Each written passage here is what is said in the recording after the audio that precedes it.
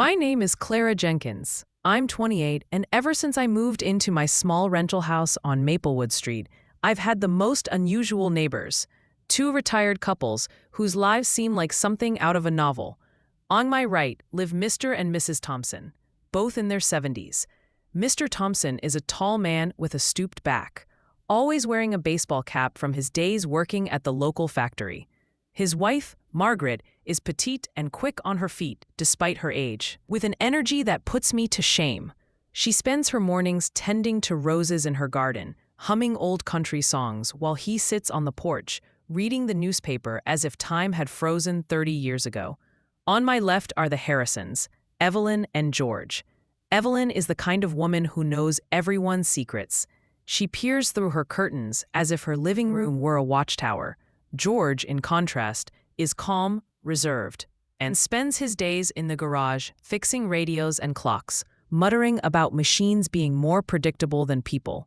At first, I thought they were just ordinary retirees, content with their small routines. But I soon learned Maplewood Street held more drama than any TV show. It all started one summer evening. I was on my porch with a glass of iced tea when I overheard raised voices from the Harrisons' yard. Evelyn was accusing George of sneaking around again. I froze, wondering if I should pretend not to hear.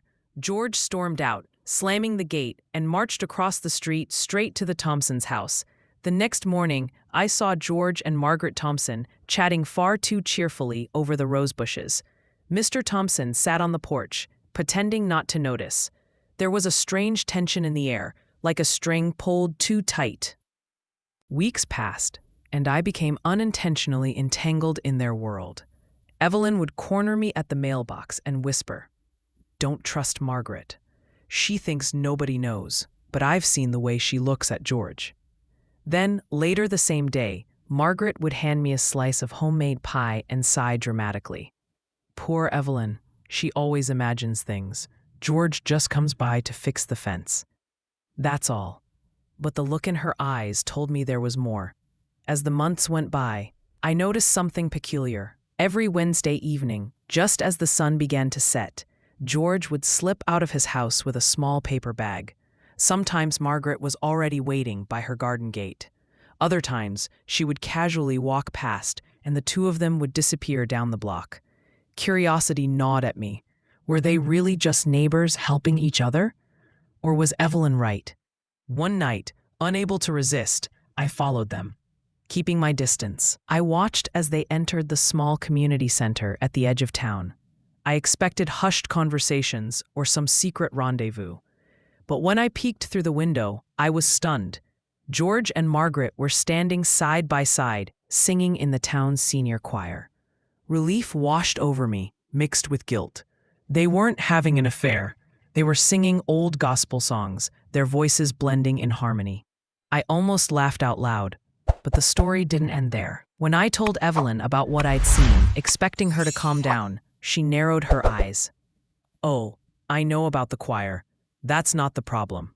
The problem is that she used to love my husband before I married him, and don't think for a second she's forgotten." That revelation hit me harder than I expected. Suddenly, everything made sense. The tension, the bitterness, the unspoken rivalry. It wasn't about the choir or gardening or fences. It was about a love triangle that had started decades ago and never really ended.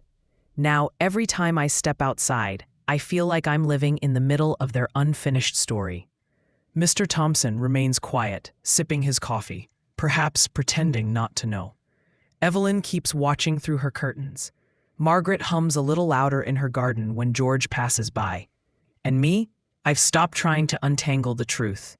Instead, I just sit on my porch, sipping my iced tea, and watch the drama of Maplewood Street unfold. A drama more real, more heartbreaking, and more strangely beautiful than anything I could ever invent. Because sometimes the quietest streets hide the loudest stories. Autumn came to Maplewood Street. The air grew crisp. The roses in Margaret's garden faded, and the evenings grew quieter. At least, that's how it seemed on the surface. But under the calm, the tension between the Harrisons and the Thompsons only deepened.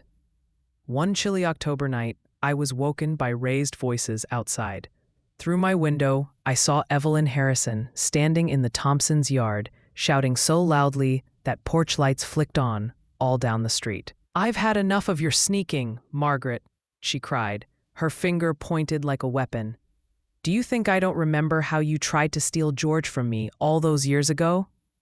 Margaret, standing tall despite her 70-something frame, replied in a cold voice, "You're living in the past, Evelyn. Some of us have moved on."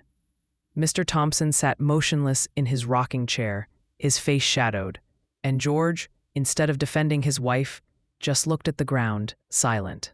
That silence spoke louder than any words. The next days were tense. Evelyn no longer hid behind her curtains. She stormed about openly, muttering about betrayal. Margaret clipped her roses with unusual force. Mr. Thompson smoked on the porch more than ever. One evening, as I was unloading groceries, Mr. Thompson stopped me. His voice was low, almost a whisper. "You know, Clara, sometimes the worst thing isn't when people fight. It's when they stop. That's when you should worry." The next week, something happened that shook the entire street. On a rainy Thursday, George collapsed in his garage. Heart attack. The ambulance lights painted Maplewood Street red and blue, and for the first time, Evelyn and Margaret stood side by side, both pale and trembling. George survived, but the event changed everything. Evelyn wouldn't leave his side, fiercely protective.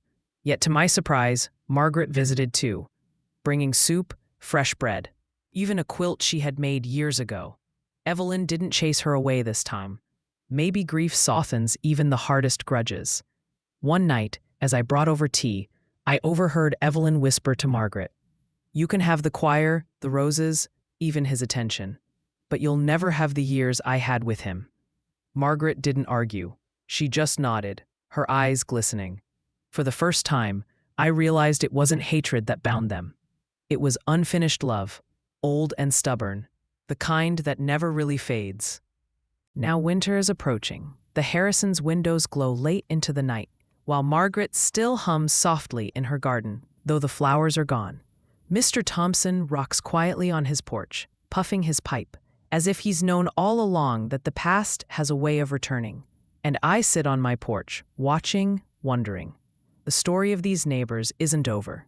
Maybe it never will be, because Maplewood Street doesn't just hold houses and lawns. It holds entire lifetimes, tangled together in ways no one can fully unravel.